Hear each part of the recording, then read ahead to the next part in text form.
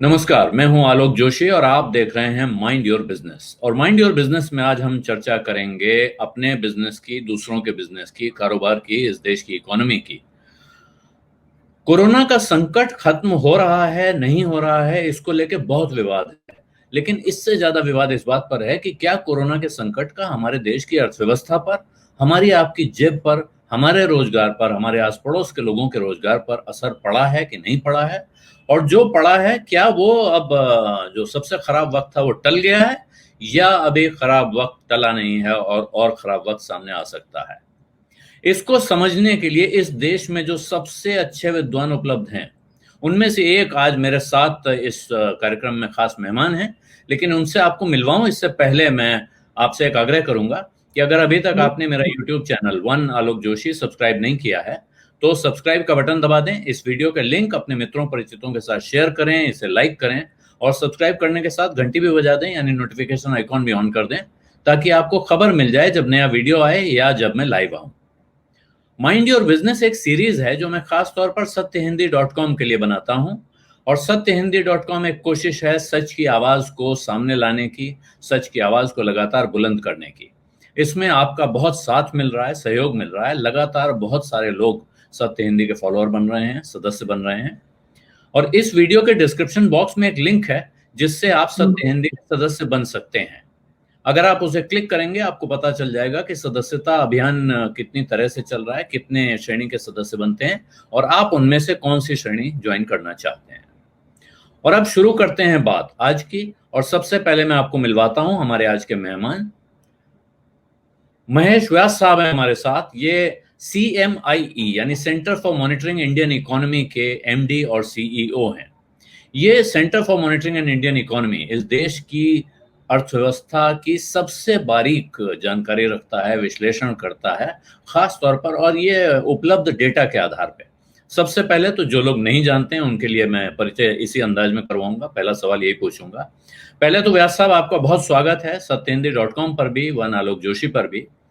और ये थोड़ा सा हमारे उन दर्शकों के लिए जो बारीकी से नहीं समझते हैं फाइनेंस या इकोनॉमी के डेटा को, उनके लिए थोड़ा समझाएंगे कि ये जो CMI ही है, मैं तो ये बात समझता हूं कि CMI का डेटा वर्षों से बाइबल की तरह पढ़ा जाता है। लेकिन आप क्या क्या डेटा कैसे जुटाते हैं और उसको कैसे पढ़ते हैं कि आपको समझ में आता है कि इकोनॉमी कहाँ जा रही है या कहाँ है। तो जैसे कि हमारा नाम कहता है, centre for monitoring Indian economy, मतलब इंडियन इकोनॉमी को लेकर के बारीकी से समझे कि वो आज किस स्तर पर है और कहाँ जा रही है। और इसको हम करते हैं डेटा कलेक्ट करने के जरिए से। तो दो मोटे मोटे प्रकार हैं। एक तो जो डेटा गवर्नमेंट या गवर्नमेंट जैसे संस्थानों ने उपलब्ध कराया है, सबसे बड़ा डेटा का सोर्स गवर्नमेंट ही होता है, क्योंकि गवर्नमेंट के पास बहुत सारा डेटा कलेक्ट होता है। तो पहली चीज है कि हम जो ये डेटा का, गवर्नमेंट का जो डेटा होता है, उसको हम कलेक्ट कर लेते हैं, उसको बारीकी से समझते हैं। उससे समझते हैं कि इंडियन इकोनॉमी आज कहाँ है और कहाँ जा सकती है। लेकिन जहां पर सरकारी डेटा में कुछ लिमिटेशंस हैं, जहां पर वो काफी नहीं पड़ती है, वहां पर हमने हमारे खुद के डेटाबेस खड़े किए हैं। जैसे कारोबार को समझने के लिए हमने एक बहुत बड़ा कंपनीज डेटाबेस बनाया है, उसका नाम है प्रोवेस, जो आज विख्यात है पूरे विश्व भर में। बहुत सारे लोग उसको यूज करते हैं और समझते हैं कि इंडियन कंपनीज का बिजनेस कैसे चल रहा है।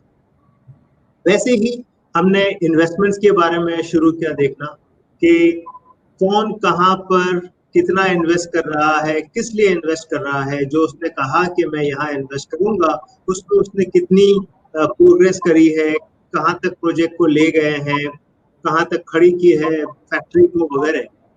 तो ये एक अलग चीज थी इन्वेस्टमेंट्स को लेकर के। पहला था कंपनीज को लेकर के, बाद में प्रोजेक्ट्स को लेकर के।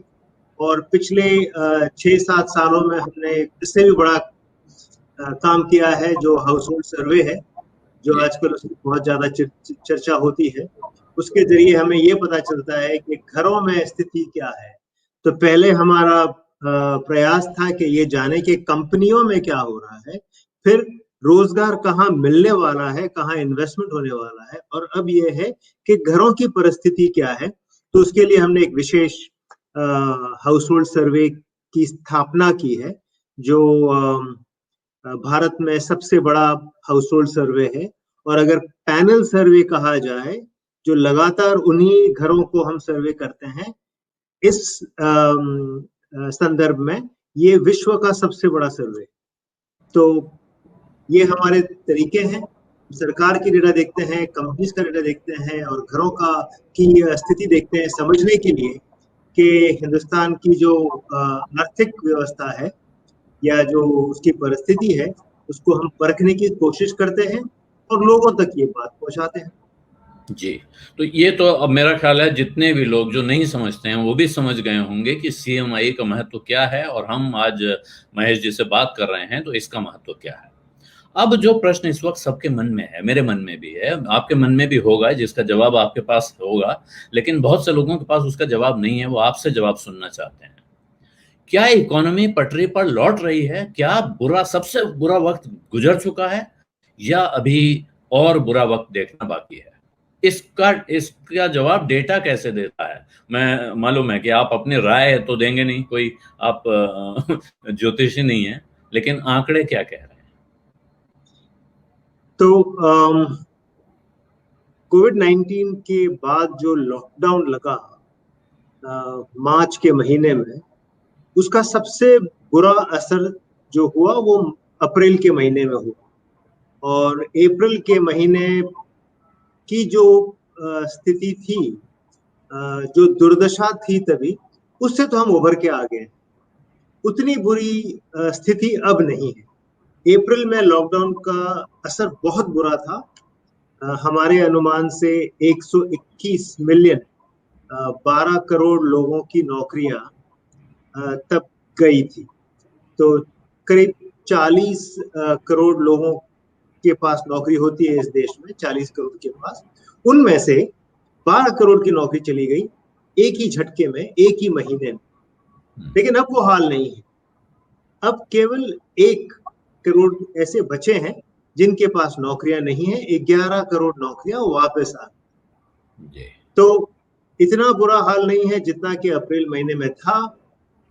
कुछ सुधार मई में हुआ, थोड़ा सुधार जून में हुआ, बाद में एक प्रकार से स्टैग्नेशन आ गया कि उसके आगे और कोई बढ़त नहीं हुई।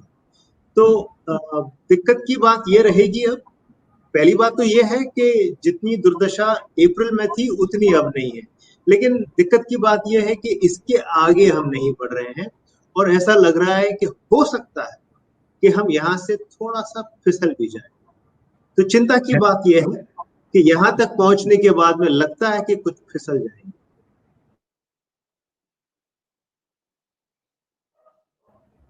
माफ कीजिएगा, आप कह रहे हैं यहाँ से चिंता है कि शायद फिसल जाएं।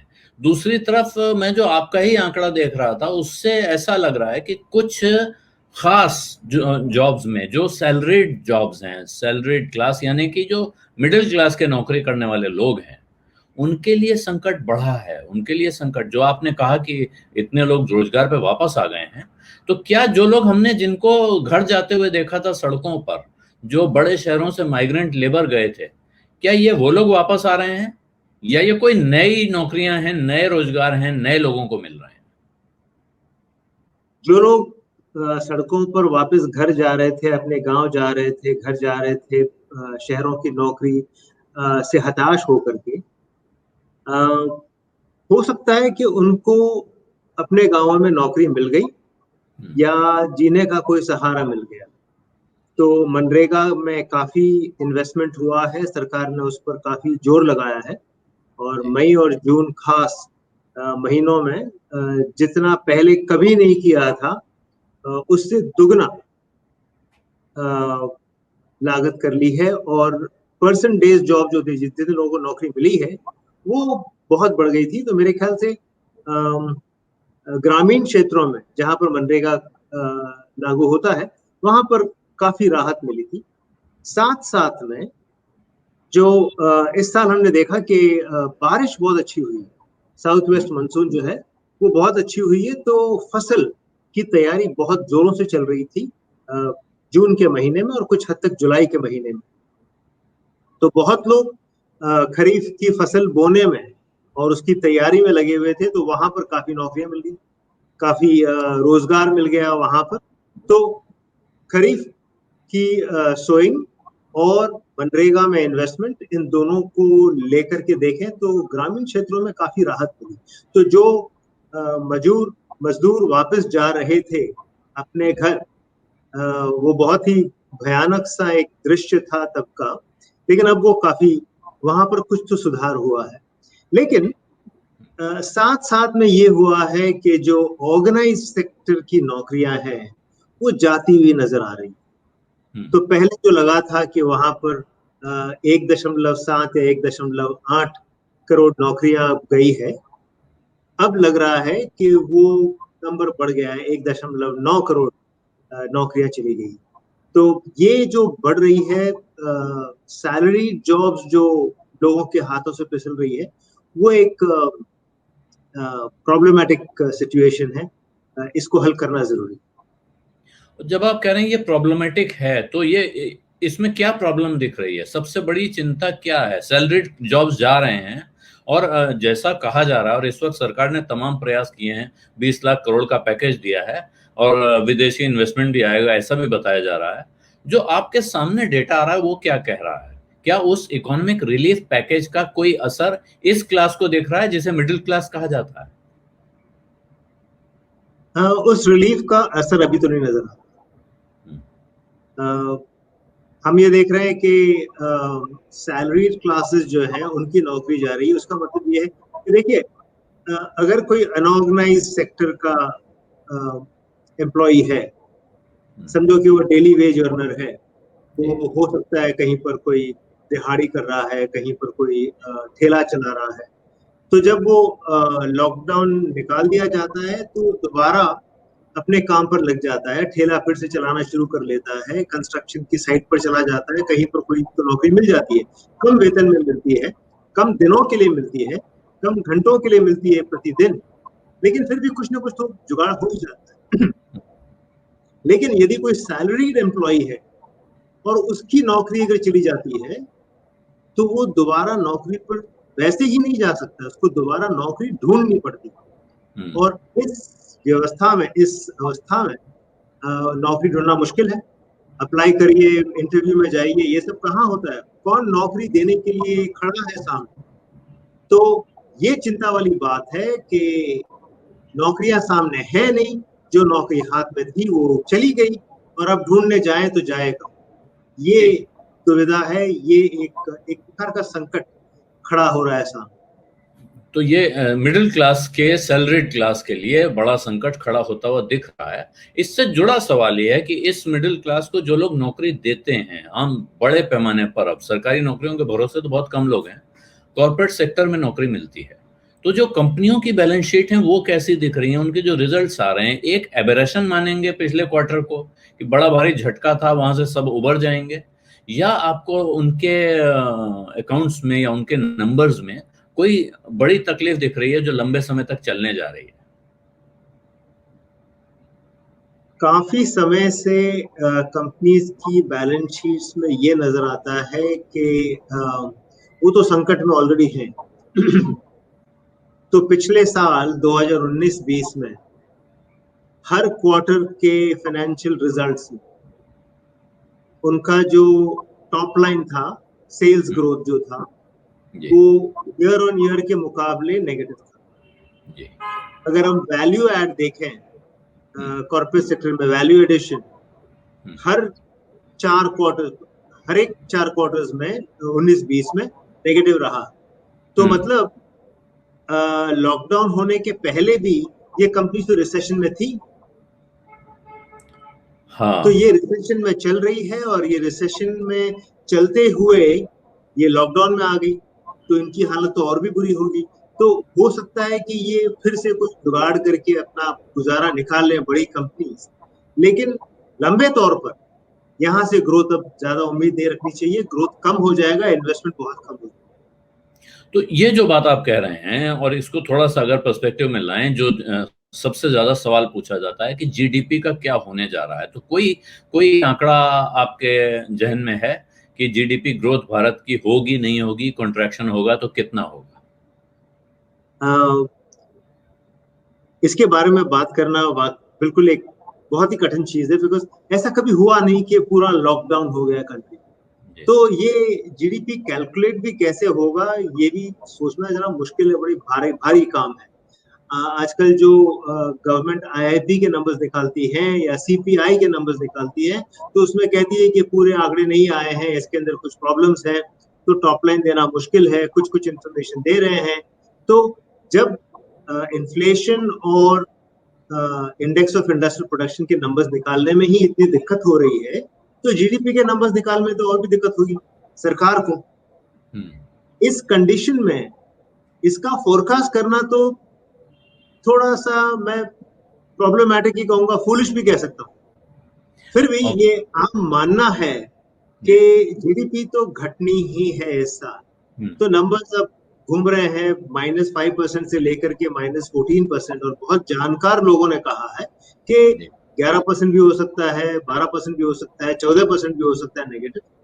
तो सीएमआई ने जो फोरकास्ट किया है, जो हमारी समझ है उसके अनुसार हम ये मानते हैं कि कम से कम 5.5% डिक्लाइन तो जीडीपी में होना ही है इस साल, उससे बुरा भी हो सकता है। जी, तो ये कम से कम 5.5 और उससे ज्यादा हो सकता है। साथ में आप ये कह रहे हैं कि इस वक्त ये अनुमान लगाना समझदारी का काम नहीं है। तो जो रिजर्व बैंक के गवर्नर की आलोचना हो रही है कि उन्होंने पॉलिसी के समय जीडीपी का फोरकास्ट नहीं दिया, तो क्या उन्होंने सही किया? उनकी आलोचना करना ठीक नहीं है इस मामले में? उन्होंने समझदारी की है, उन्होंने इशारा किया है कि ये नंबर देना कोई सही नहीं होगा, लेकिन उन्होंने गाइडेंस जरूर दी है कि कॉन्ट्रैक्शन हो। नेगेटिव टेरिटरी, ये वो 2 बार बोल चुके हैं। हाँ, कॉन्ट्रैक्शन तो कहा है उन्होंने। अब कितना कॉन्ट्रैक्शन कहना, ये उन्होंने नहीं किया तो मैं ज्यादा आलोचना नहीं करूंगा उनकी। ठीक है। अब एक सवाल है कि दुनिया की इकोनॉमी और भारत की इकोनॉमी का जो संबंध है, जिसको अभी आजकल ये भी कहा जा रहा है कि बैलेंस ऑफ पेमेंट सिचुएशन बहुत अच्छी हो गई है, तो क्या बैलेंस ऑफ पेमेंट सिचुएशन अच्छी हो गई है, या कुछ ऐसा हो गया है जो दिखने में बड़ा अच्छा लग रहा है लेकिन दरअसल वो अंदर से बहुत खराब है? तो दिखने में अच्छा लग रहा है कि करंट अकाउंट डेफिसिट ज्यादा बुरा नहीं है, फॉरेन एक्सचेंज रिजर्व्स बढ़ रहे हैं, लेकिन ये एक है कि हमने अब इंपोर्ट करना ही बंद कर दिया क्योंकि डिमांड ही नहीं है, और पेट्रोलियम प्राइसेस घट गई है। तो ये तो बैठे बिठाए आंकड़े सही हो गए हैं, हमने कुछ किया नहीं। तो बगैर कुछ किए अगर नंबर सही हो रहे हैं तो कोई बात नहीं। अगर हम ज्यादा कंज्यूम करें जैसे हमें करना चाहिए ग्रोथ के अंदर, तो डेफिसिट बढ़े, लेकिन चूंकि हमने धंधा ही करना बंद कर दिया तो लॉसेस दिख ही नहीं रहे। इसके साथ जुड़ा हुआ आपका जो तीसरा काम आपने बताया कि आप हाउस होल्ड सर्वे करते हैं, जो इस वक्त का मेरे हिसाब से, अब अगर हमारे दर्शकों की नज़र से देखें या इस देश के आम आदमी की नज़र से देखें, तो वो सबसे महत्वपूर्ण काम है।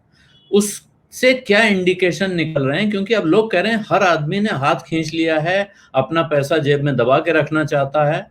बाजार में आप देखें तो सोने का भाव लगातार बढ़ रहा है, बीच बीच में नीचे आता है ट्रेडर की नज़र से देखें तो। लेकिन जो कॉशियस इन्वेस्टर है वो कह रहा है भाई सोना खरीद के चारपाई के नीचे दबा लो, इससे ज्यादा अच्छा कुछ नहीं होगा। तो इससे अगर आप कोरिलेट करेंगे इकोनॉमी को कि जब तक लोग खर्च नहीं करेंगे इकोनॉमी आगे बढ़ेगी नहीं, क्या खर्च करने की टेंडेंसी आज की तारीख में आने वाले 3-6 महीनों का कोई इंडिकेटर दिख रहा है कि लोग किस हालत में खर्च करना शुरू करेंगे? जिनके पास सरप्लस है, मतलब जितनी जरूरत होती है उससे थोड़ी अधिक है, और वो पैसे कहीं ना कहीं लगाना जरूरी होता है। अब वो डेट मार्केट में लगाएं कि इक्विटी मार्केट में लगाएं कि रियल एस्टेट में लगाएं, यही तरीके होते हैं लोगों के। तो इक्विटी मार्केट्स ओवर प्राइस्ड है, प्राइस टू अर्निंग रेशियो जो है वो बहुत ऊपर है अभी, और थोड़ा सा रिस्की और डेंजरस नजर आता है। इंटरेस्ट रेट्स घटते नजर आ रहे हैं, लगातार घटते नजर आ रहे हैं। हाउसिंग में अभी कोई पैसा डालेगा नहीं, रियल एस्टेट में कोई आसानी से पैसा डालेगा नहीं, वहां पता नहीं कहां पर क्या दिक्कत आ जाए। तो सबसे सेफ बेट है कि जो पैसा है जहां तक हो सके गोल्ड में लगा दो। गोल्ड आमतौर से माना जाता है कि सेफ बेट, तो इसलिए लोग इंक्रीजिंगली गोल्ड में पैसे लगा रहे हैं। और ये ग्लोबल फिनोमेना भी है। ग्लोबल फिनोमेना में कुछ हद तक ऐसा लगा कि यूएस डॉलर में पैसा लगाना उतना ज्यादा अच्छा नहीं है अभी, तो थोड़ा बांट करके उसको गोल्ड में डाल दिया, इसलिए गोल्ड कुछ ज्यादा ही उछल गया है।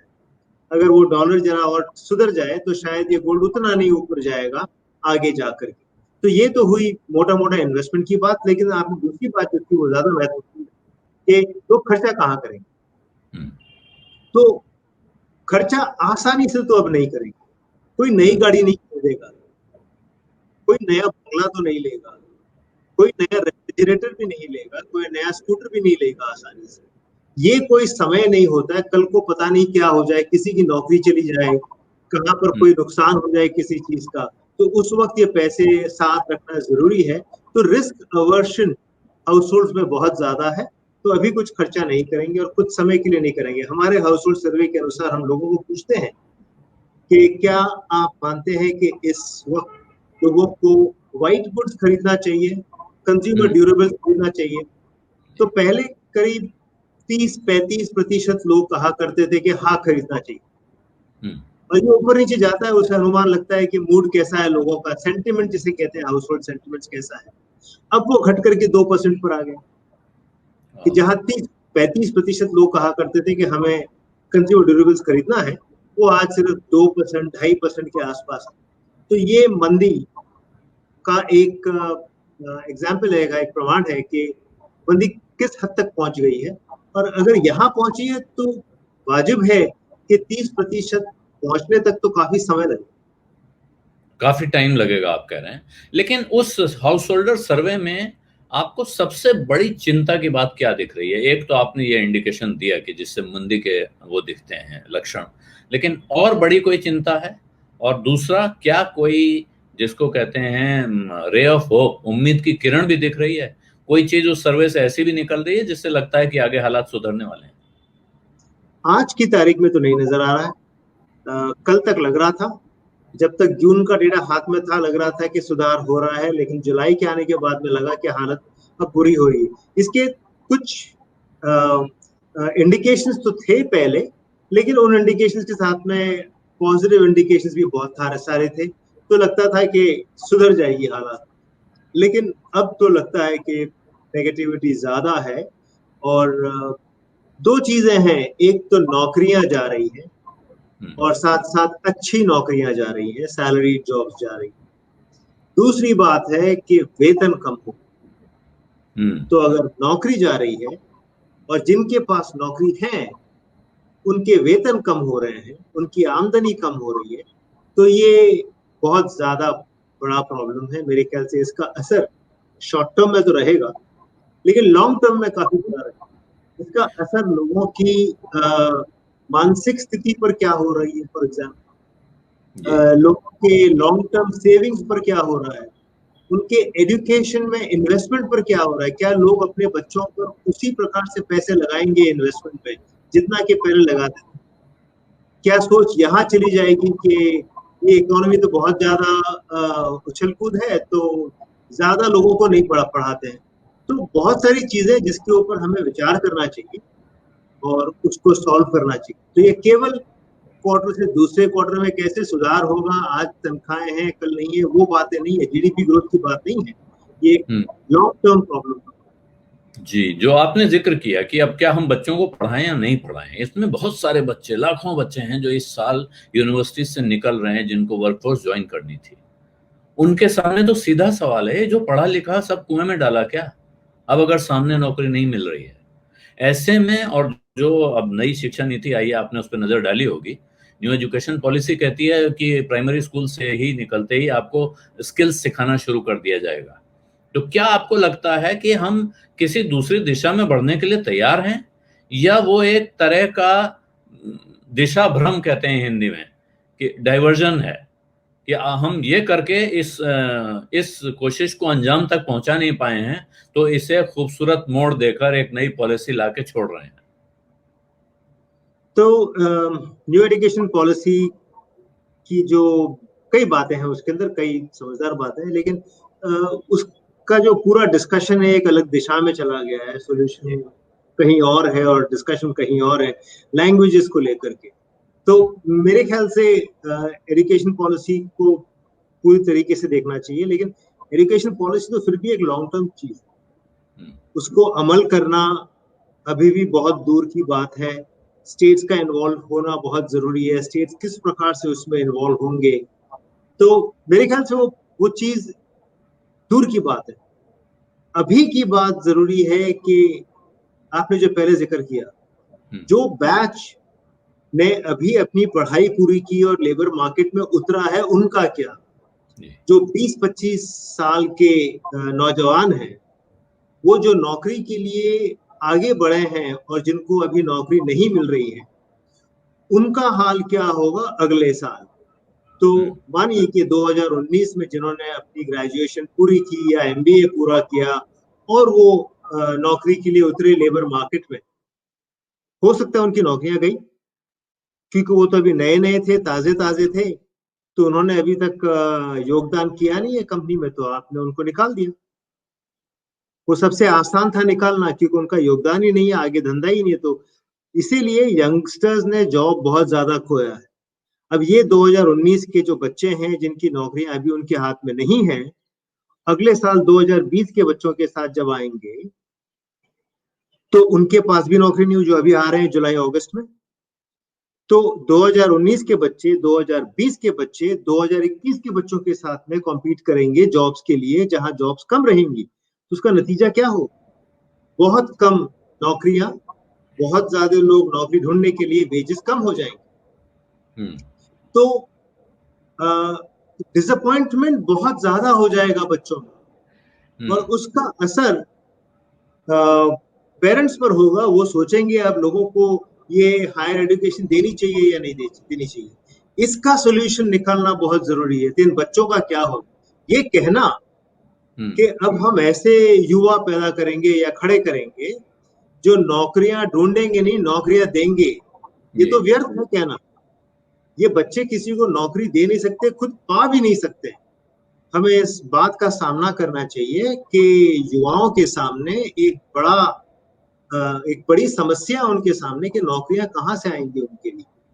तो मेरे हिसाब से तो एनईपी तो दूर की बात है, और वो ठीक बात है उसके अंदर, और कुछ गलत विवाद भी हो रहे हैं, लेकिन मेरे ख्याल से सबसे ज्यादा इंपॉर्टेंट है कि आज के जो प्रॉब्लम है, आज की जो समस्या है, उसको हल करना जरूरी है। जी, कौन से सेक्टर्स हैं खास तौर पे रोजगार में जिनमें आपको लग रहा है कि ये वाली जो, मतलब एक तो आपने बताया कि दिहाड़ी मजदूर है, वो मान लीजिए कि यहाँ वजन ढोता था, दूसरी जगह उसको दीवार बनाने का काम, उसमें ईंटा ढोने का काम मिल गया, कहीं ठेला चलाने का काम मिल गया, उसके लिए स्विच करना आसान है, फ्लेक्सिबल भी है। वो जो पढ़ा लिखा आदमी सैलरीड क्लास काम कर रहा होता है, अकाउंटेंसी का काम करता है, दूसरी जगह वो डेटा एंट्री या सॉफ्टवेयर का काम नहीं कर पाएगा जब तक वो नई ट्रेनिंग नहीं लेगा।